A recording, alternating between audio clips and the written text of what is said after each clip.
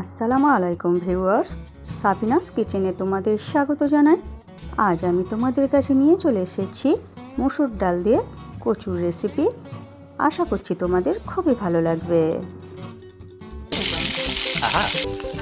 Yes.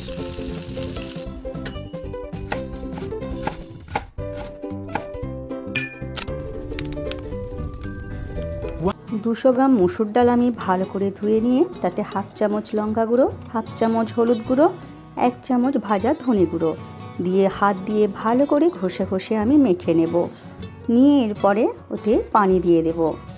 প্রথমে আমি অল্প করে পানি দেব, দিয়ে হাত দিয়ে ভালো করে ডালগুলো মেখে নেব।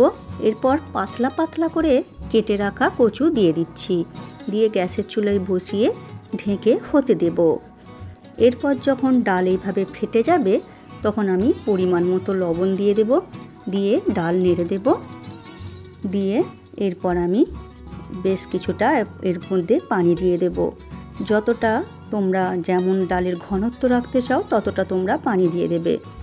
এরপর যখন ডাল আর কচু সব কিছু সেদ্ধ হয়ে যাবে তখন আমি টেপে দেখে নিচ্ছি ডাল কচু সেদ্ধ হয়ে গেছে।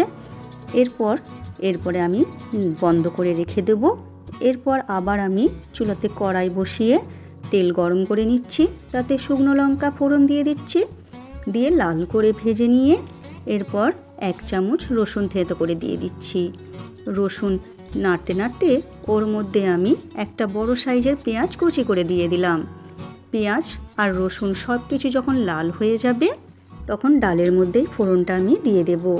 এটা নামানোর আগে ফোড়নটা দিলে ডালটা খেতে খুবই ভালো লাগে।